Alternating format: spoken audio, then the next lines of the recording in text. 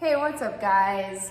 This is Taylor here, and Nick Folletta, Nick the Stick, if you listen to the Next Man Up Sports Podcast. plug. All right. Shameless plug. All right, so yesterday we posted a blog, and if you didn't have a chance to read it, what we're going to do is go over it visually and audibly for you if you don't want to read it. Highly recommend reading it though. It has a lot of good stuff in it. So yesterday it was a blog about a list of 29 creative social media content ideas. And I would say the biggest thing right now that we're going through in the digital space is publish or perish. Absolutely. There's a stat out right now that 90% of content being consumed right now was published in the last 2 years. So if you're not publishing right now, your brand's irrelevant. So I thought this article was a really good thing to share with you guys to give you some ideas whenever you kind of hit that brain block. Yeah, and I feel like it's one of those things where people sometimes aren't sure how to utilize their marketing dollars. So I think maybe they're kind of doing things that might be sort of ancient as far as like talking about like maybe like TVs. Like a lot of people don't really even own TVs anymore unless you have like an older audience. Radio ads, I mean, even that, a lot of that's satellite stuff. So I mean, like when you're talking about terrestrial radio, I don't know. So like that's when we talk about like social media, content marketing, digital marketing. In this day and age, that's kind of the way things go. And that's kind of where you should be utilizing your marketing dollars at. So I feel really good we're in this, or holding this microphone up. I feel like we're doing a Regis and Kathy Lee talk show host right now, like talk show. Do you remember that show? No. Who Wants to Be a Millionaire with a Regis Philbin? I've never heard of that. You don't know Regis? Oh, I feel old around here. All these 23-year-old kids. Yeah, you are. What are you, 22? Yeah. I'm 34 now, so I mean, I think I only know who Regis Philbin is around here. Yeah. Maybe me and Chavez. But I can give you an impression still, and I just did. So. Oh, wow. I mean, it was good. I don't know who it is, but it was good. Thank you. Well, I do impressions. So Yeah. I mean, Nick ages himself on the daily. all the time. Yeah. So we're going to kind of give you a list of some of the things that they went over. Like I said, it was 29 of them, so you should definitely go check them out. But I kind of want to give some of my favorites. I have a feeling I know what favorite Nick. I have a few of them. Yeah. So I liked the one that was create a series. Yes, I like that one as well. I have that one too. Yeah, I think that one is just the easiest thing to do. Think of a series in your mind, and every single week that's what you do. So that's like with these marketing talks. Yes. You know, we came up with an idea of, you know what, we want to share more of the like industry trends, more expert content. So we'll post a blog on Wednesday, and on Thursdays, we'll just sit down and talk about it. Super easy. Every single week, now we have something to post on Wednesday and Thursday. And even like creating a series, we have a client that we take care of here. One of our clients, the Pueblo Athletic Club, PAC, and we created their own series, Pack Hacks. So there's like something we use, you know, we find gym trends, we find things that people do either before going to the gym, during the gym, whether it's, do things in moderation, whether it's stretching. We have a whole kind of either informational or kind of comedic or even informative, any kind of talk or any kind of video that we could make for them that would kind of give them a piece of content for that week.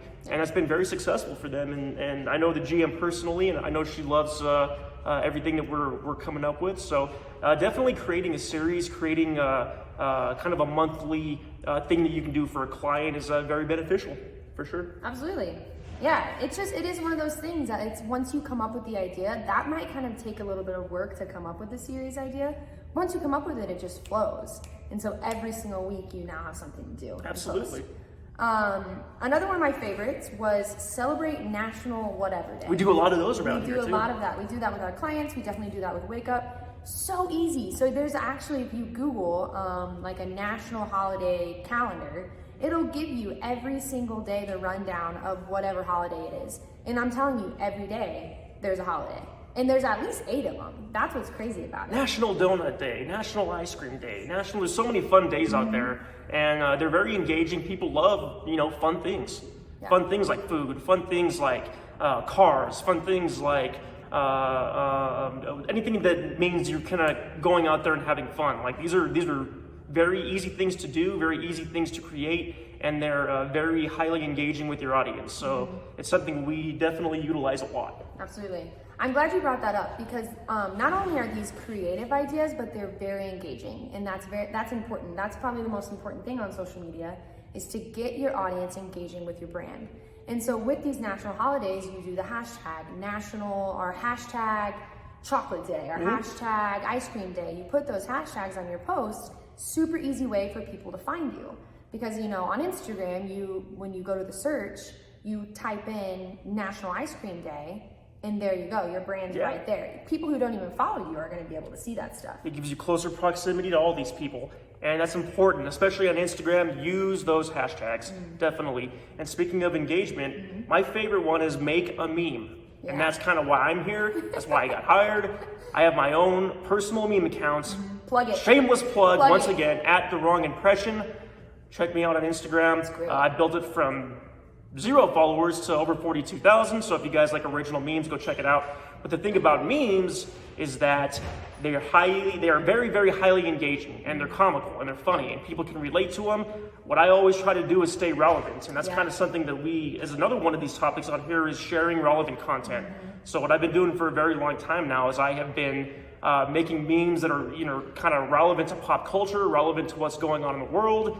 People love seeing them. They're easy to make, depending on who you are, I guess. Yeah. But it's something that people never get sick of. And I think I read an article where I think memes are the second highest engagement rate of any kind of content on social media. So they're quick, they're easy, they're fun. I love them. I've had my meme account for almost 3 years now, and I love to do it and haven't gotten sick of it yet. And people love them, so. Yeah. No, I had a little bit of a feeling that would be your favorite content. But I agree, it gives your brand a personality. Whenever your brand posts a meme like that, I feel like it allows consumers to see like, oh, these are real people. I can connect with you, I can relate to you. I feel like sometimes people may feel like your brand is almost too far to reach. And a meme, I feel like meets them right where they're at. Right where they're at. Yeah. I agree 100%. Absolutely. Can I say that your hair looks awesome today? Wow. Taylor got a haircut and she already has great hair. And, you know, it's something that I don't think I was expecting it when you first came in here, and I saw, like, you had so much hair to begin with, and you still do, and it looks great. Obviously. So I wanted to congratulate you on that before we got any further. So wow. I was going to forget. I had to say it right now. Oh, well, thank you so much. I mean, obviously, Nick has beautiful hair. Oh, thank you. You're going to make me blush. I mean, if I was going to sit down and do this marketing talk with you, I had to go get a haircut. Yeah. Well, it's the only reason I did it. You're making me blush now. Now you're just embarrassing. Oh, my gosh.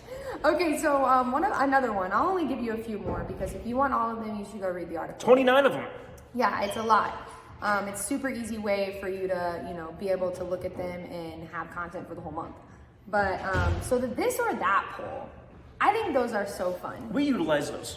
Yeah. And we do them in a way where they're fun. So we do Fun Shirt Friday around here. So this is kind of a sore subject for me because I still have not won Fun Shirt Friday or Fun Sock Friday or any of that. No, and I've won twice. I'm getting kind of bitter now.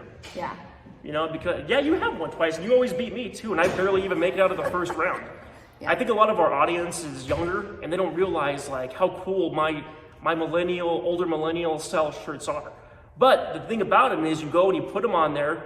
You get 2 people, you put them in the story, and you say, do you prefer this one? Do you prefer that one? And again, they're very, very highly engaging, and especially for Instagram, they help out with the algorithm a ton. Yeah, absolutely. I think the article gave a really, really cool one. It was from Domino's.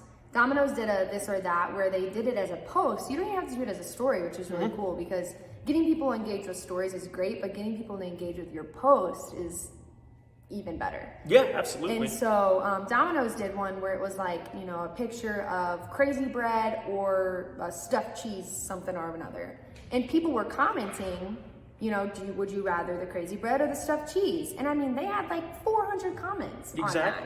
And so it's super easy. I mean, put up something, it doesn't even really have to be super relevant to your brand. But I mean, like Fun Shirt Friday has nothing to do with a content marketing agency. Nothing at all, no. But it's fun. It's fun and it's content marketing. So, yeah.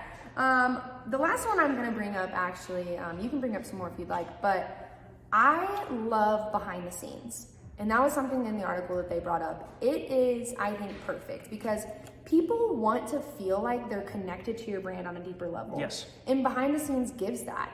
It gives them like the little bit of a feeling like, oh, I'm getting something that I'm not supposed to have. Sure. Because if you're doing behind the scenes, then it's usually not like the highest production. And of course. It just allows people to see the raw version of your brand. And I think that's really a huge trend right now, is that authenticity. Yeah, and I'll say that one of my favorite things to do on YouTube is to go back and see a movie or watch a movie, and there's a ton of behind the scenes, either behind the scenes stuff or blooper stuff. So we try to kind of incorporate both of those things around here, whether it's like a blooper reel or whether it's kind of a behind the scenes, and if we're making kind of a video for a client, like people love to see that stuff. I don't know if it's like a taboo type thing, like you said, where people like don't really, they're not supposed to see it, as you said. So I think people kind of see that and they're like, oh wow, this is kind of sneaky. Yeah. You know, so that's definitely a big one as well. The last one that I will say that I like, that I saw on this list, was introduce your team members, which is kind of what Taylor did to me just now. Yeah. And with my incredible Regis Philbin impression, even though she has no idea who it is, she's never seen Who Wants to Be a Millionaire from the 1990s, and it's her loss. Because unfortunately, Regis has passed away now. So, but we have introduced some various members around our team, and you know, we're kind of a close knit group around here, and kind of giving people access to seeing what we like to do around here, what the culture's like. People love seeing stuff like that, so that's a big one. For sure. Yeah, absolutely. So, like we said, go check it out. There's 29 of them, so we only listed a couple of them, but they really are just some ideas to get you publishing. Because, like we said, publish or perish. You have to publish as a brand. You have to stay relevant. You have to stay relevant. But anyways, thanks for joining us. I hope you enjoyed this. So what we like to do around here at Wake Up is we want to stay educated. We want to stay on top of the trends, and you know, just really be able to take you along with us in that educational journey. So thanks, guys. Thanks, Taylor. See you guys next time. See ya.